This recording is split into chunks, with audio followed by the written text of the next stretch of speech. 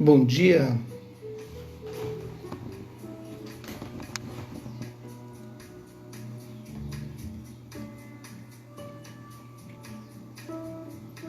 Bom dia, Cris, tudo bem?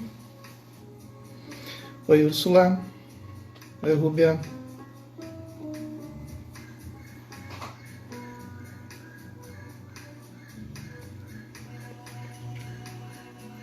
Já estou sabendo que vai fazer o Noias, Cris. Que bom. Úrsula, já te inscreveste no Noias também? Oi, Rosana. Tudo bem? Bom dia.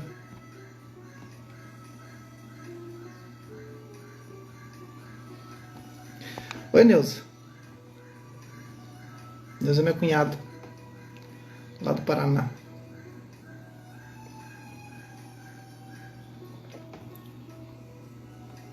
Bom dia, Rosa.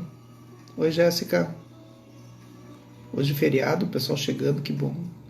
Que legal, Úrsula, que bom. Bacana. Vamos fazer o Noias. Já estou preparando o material. Hoje eu quero ver se me dedico um pouco a isso.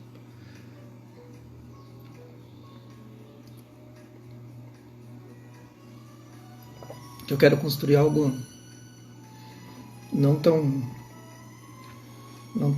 complexo e ao mesmo tempo também não tão simples, que consiga destravar vocês. Bom dia, Adriana.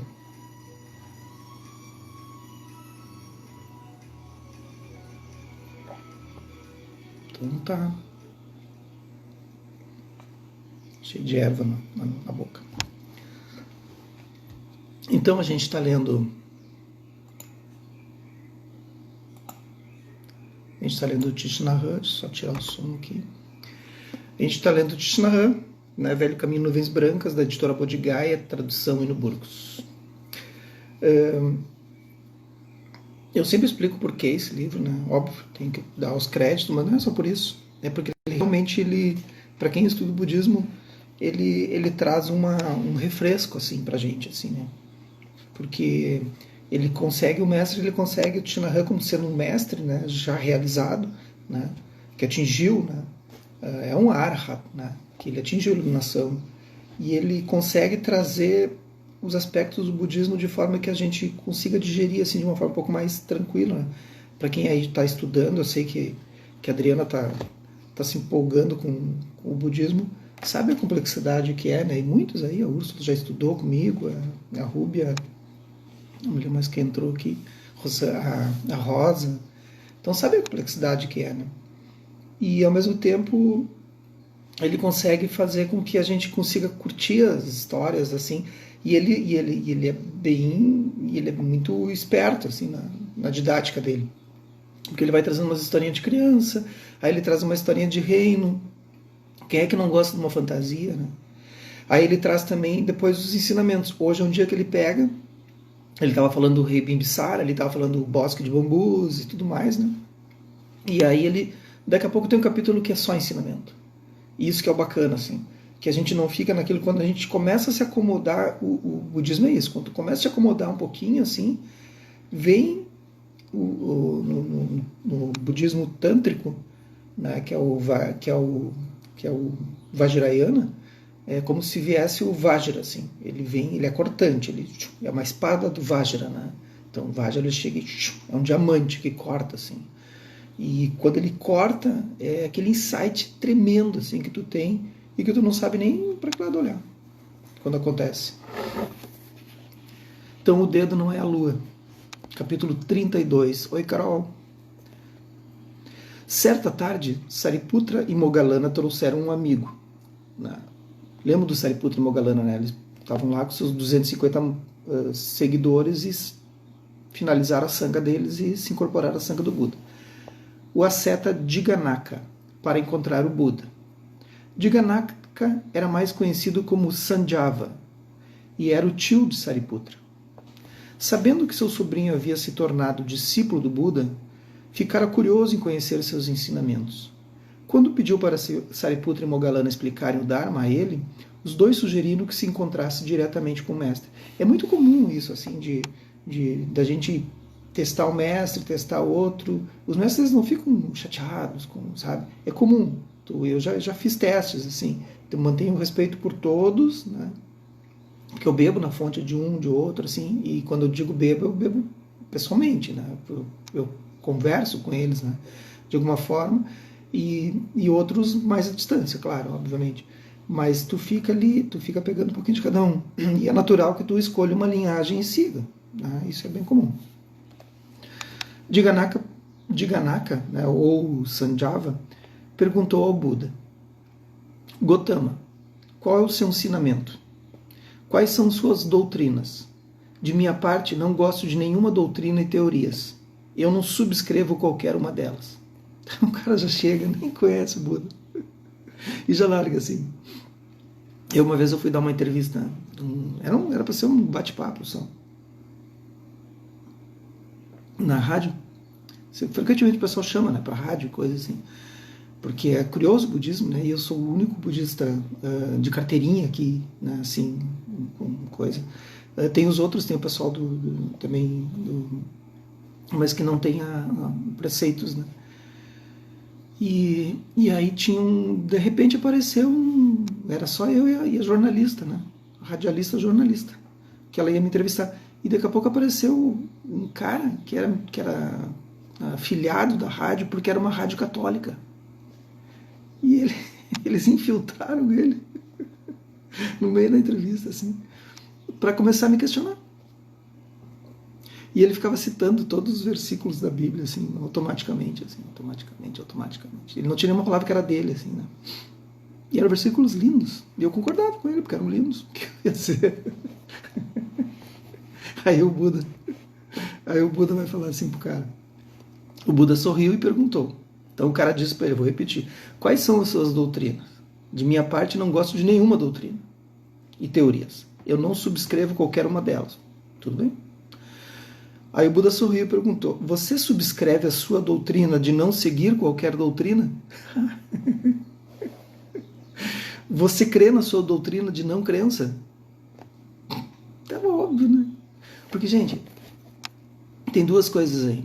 Então, para quem está afim de estudar, procure o livro do Chogyam Trungpa, Materialidade Espiritual, né? O materialismo espiritual. O materialismo é isso, as pessoas acreditarem que daí tu tem uma religião, tu começa a crer nisso, assim, transformar como uma coisa, como uma ideologia perfeita para tudo. E o Chogyam Trungpa vai rir muito das pessoas que têm religião. E ele é um mestre, né? E ele vai rir muito, e ele ao mesmo tempo ele está rindo dele. E ao mesmo tempo ele vai rir das pessoas que não têm. Porque é o mesmo esforço que tu tem para ter o desejo das coisas, tu tem para ter a aversão das coisas. Então ele está rindo disso, que as pessoas não compreenderam, né? E o Buda vai falar isso. Tu não compreendeu o conhecimento, né? O ensinamento. Então quando tu começa a ter aversão das coisas, o esforço que tu tem para ter aversão é o mesmo que tu tem de desejar aquilo como desejo sede, desejo trishna, né? O desejo que queima, o desejo que gera apego. É a mesma coisa. Então, olha o esforço que tu tem quando tu diz, não, eu não gosto disso, não, isso aí, não sei o quê. Toda vez tu tem que estar reforçando isso. Isso é cansativo.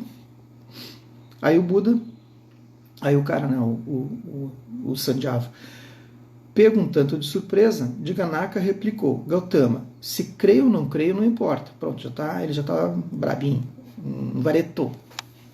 O Buda falou gentilmente, uma vez que uma pessoa esteja presa a uma crença, em uma doutrina, ela perde toda a sua liberdade. Enfim, acabou a conversa, mas ele segue. Quando alguém se torna dogmático, acredita que sua doutrina é a única verdade e que todas as demais doutrinas são heresias. Disputas e conflitos surgem devido às visões estreitas. Aí a gente vê, né, as guerras religiosas que tem.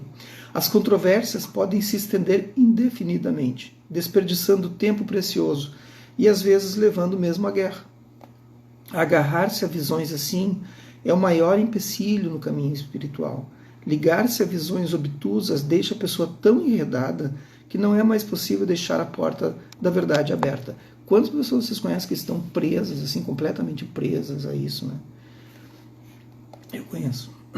Deixe-me contar a você uma história sobre um jovem viúvo que vivia com seu filho de 5 anos. Ele estimava o menino mais que a sua própria vida. Um dia, deixou-o em casa para ir tratar de um negócio. Enquanto estava ausente, bandidos vieram, roubaram e queimaram a vila inteira. Eles sequestraram seu filho. Quando o homem voltou, encontrou um pequeno corpo carbonizado ao lado dos restos de sua casa queimada. Tomou-o como sendo do seu próprio filho. Cheio de pesar, ele cremou os restos daquele corpo. Por amar a criança profundamente, pôs as cinzas em um saco que carregava consigo, aonde fosse. Vários meses mais tarde, seu filho encontrou um modo de fugir dos bandidos e seguiu o caminho de casa. Chegou no meio da noite e bateu à porta. Naquele momento, o pai estava abraçado aos sacos de cinza chorando. Ele se recusou a abrir a porta, mesmo quando a voz clamou que era seu filho. Ele acreditava que o menino estava morto e quem batia era alguma criança da vizinhança, escarnecendo da sua dor. Finalmente, seu filho não teve escolha além de vagar adiante e sozinho. Assim, o pai e filho se perderam um do outro para sempre. As histórias, né, elas são sempre bem trágicas assim, do Buda, né? Mas ele precisa dar o ensinamento. Né? Você vê, meu amigo, se estamos apegados a alguma visão equivocada e a temos como sendo a absoluta verdade, poderemos um dia encontrarmos-nos numa situação semelhante à do jovem viúvo. Pensando que já temos a verdade em nossas mãos, somos incapazes de abrir nossas mentes para receber a verdade, ainda que ela venha bater em nossa porta. Então, a gente tende a querer se agarrar a verdades absolutas, assim, porque gera um olhar de identidade, de pertencimento, né? Mas isso é treinamento, com o tempo tu vai perdendo isso, assim, tu vai perdendo, né? E é verdade, e tu perde. Né? Eu já fui extremamente rígido com as minhas ideias. Já fui tu. Não quero nem saber. Jiganaka inquiriu. E quanto ao seu próprio ensinamento? Olha, ele é esperto. Ó. E quanto ao seu próprio ensinamento? Se alguém seguir o seu ensinamento, não estará se tornando preso a visões estreitas? Essa é uma boa pergunta. Meu ensinamento não é uma doutrina ou filosofia. Não é o resultado do pensamento discursivo ou de conjecturas mentais, assim como outras tantas filosofias, que afirmam que a essência fundamental do universo é o fogo, a água, a terra, o vento, o espírito, ou que o universo é finito ou infinito, temporal ou eterno. A conjectura mental e o pensamento discursivo acerca da verdade são como formigas nadando em torno da borda de uma tigela. Elas nunca chegam a lugar algum. Meu ensinamento não é filosofia. É o resultado da experiência direta. As coisas que afirmo vêm da própria experiência, da minha própria experiência. Você pode confirmá-las todas através da sua própria experiência. Ensino que todas as coisas são impermanentes e sem um eu independente. Aprendi isso a partir da experiência direta. Então, ele só fala da experiência, né? Você pode fazer o mesmo. Ensino que todas as coisas dependem de todas as demais coisas para surgirem. Originação dependente, a roda da vida. Desenvolverem-se e passarem. Impermanência. Nada é criado de uma única fonte original. Elementos compostos. É um ensinamento atrás do outro. Isso aqui é complexo, gente. Experimentei diretamente essa verdade e você também poderá experimentá-la. Minha meta não é explicar o universo, mas ajudar a orientar os outros a ter uma experiência direta da realidade. As palavras não podem descrever a realidade. Apenas a experiência direta nos habilita a ver a verdadeira face da realidade. Então, um exemplo da ciência, por exemplo. A ciência clássica, né, e a ciência moderna vinham acreditando o tempo todo na experiência do observador, né, das leis newtonianas. Né. E aí surge, então, o Niels Bohr e ele percebe esse movimento das partículas subatômicas que elas modificam conforme a visão do observador. E aí surge, então, a teoria quântica. Né. Então, o que significa isso? Assim, né? O que significa? Significa que uma vez que a gente esteja olhando para alguma coisa, a gente vai encontrar a verdade daquilo que a gente está olhando. Os experimentos científicos são assim. O experimento científico tu vai encontrar a verdade dentro daquilo que tu está olhando. Se tu olhar de um outro ângulo, que é o que aconteceu com a teoria quântica, à medida que tu olha de um jeito, ela se movimenta como partícula, depois ela se movimenta como onda, e conforme como tu vai observando. Né? E a vida é assim. Quando a gente posiciona a nossa mente de um outro ponto de vista, a realidade do mundo se transforma. E ao mesmo tempo o mundo continua, na verdade, sendo o mesmo. E o que mudou? Mudou o teu posicionamento. Mudou as tuas perguntas. Mudaram as tuas perguntas. Quando eu começo a fazer novas perguntas para o mundo, eu construo um novo mundo. Eu construo uma nova realidade. Jigannatha exclamou: maravilha, maravilha, Gotama. Mas o que aconteceria se uma pessoa percebesse o seu ensinamento como um dogma? O Buda ficou quieto por um momento e então concordou, movendo sua cabeça. Jigannatha, esta é uma pergunta muito boa, de fato, né? Meu ensinamento não é um dogma ou uma doutrina, mas não resta dúvida de que alguém poderia tomá-lo como tal. Enfim, né, o mundo mostrou que virou um dogma. Assim. Devo mostrar claramente que meu ensinamento é um método para experimentar a realidade, e não a realidade em si mesma. Assim como um dedo apontando para a lua não é a própria lua. Uma pessoa que somente olhar para o meu dedo, tomando-o como sendo a lua, jamais verá a lua realmente. Meu ensinamento é um meio de prática, não algo para se apegar ou adorar. Meu ensinamento é como um barco usado para atravessar o rio. Somente um tolo carregaria o barco depois de já ter alcançado a outra margem, a margem da liberação.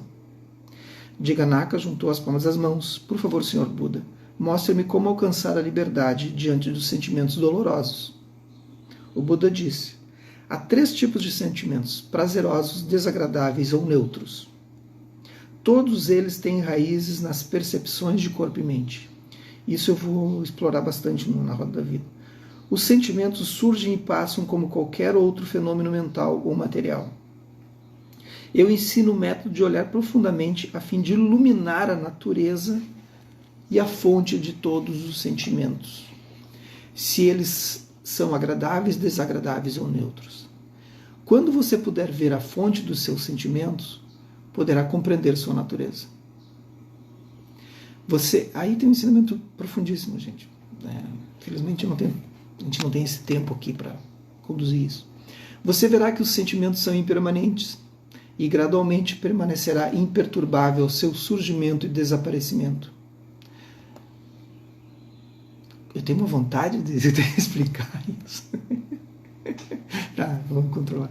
Quase todos os sentimentos dolorosos têm sua fonte em um modo inadequado de ver a realidade. Quando você dissolve a falsa visão, o sofrimento cessa. Visões equivocadas fazem as pessoas considerarem a impermanência como sendo permanente. A ignorância é a fonte de todo sofrimento. Nós praticamos o caminho da consciência a fim de sobrepujar a ignorância. Devemos olhar profundamente para as coisas, de penetrar sua verdadeira natureza. Ninguém pode sobrepujar a ignorância através de preces e oferendas. Então a ignorância que o Buda fala aqui é a ignorância do interser, né, de não perceber o todo. E ele está fazendo o caminho inverso da roda da vida aqui. Ele pulou umas partes assim, que o caminho da roda da vida pode ser de 12 elos, pode ser 3 elos, pode ser de 6 elos, depende do mestre. Né? Então às vezes a gente vai usar um caminho cortante, assim, né? Tu já vai direto do 7º elo ao 3º elo, ao 1º elo. Né? Tu nem passa, assim, vai 7º Vedana, né? O 3º elo ali, consciência, e aí, pá, ignorância direto. Então isso é um pulo. Sariputra, Moggallana, Kalodaya, Nagasamala e Channa, todos eles ouviram enquanto o Buda explicava essas coisas para Jigannatha. Sariputra era capaz de apanhar o significado das palavras do Buda com maior profundidade. Ele sentia sua mente brilhar como um sol resplandecente. Incapaz de conter sua alegria, juntou as palmas de suas mãos e se prostrou diante do Buda. Moggallana fez o mesmo. Então, Jigannatha, movido e profundamente tocado pelas palavras do Buda, também se prostrou diante dele. Kalodaya e Channa ficaram profundamente tocados com a cena.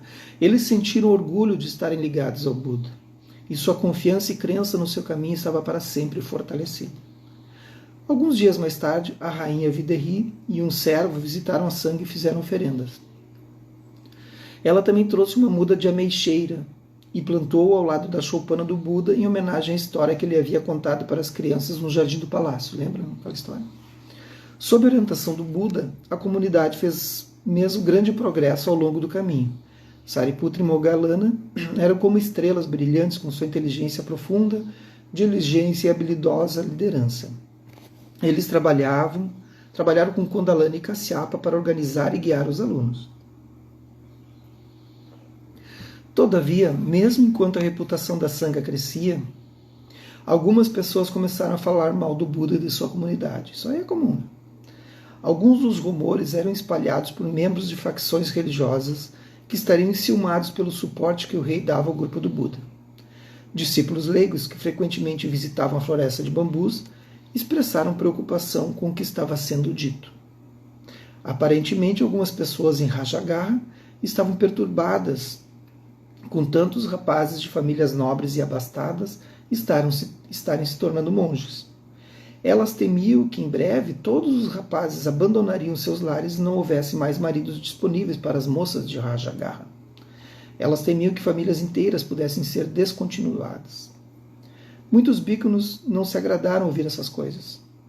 Quando o Buda foi informado, porém, ele acalmou tanto aos leigos quanto aos bhikkhus, dizendo: não se preocupem com isso.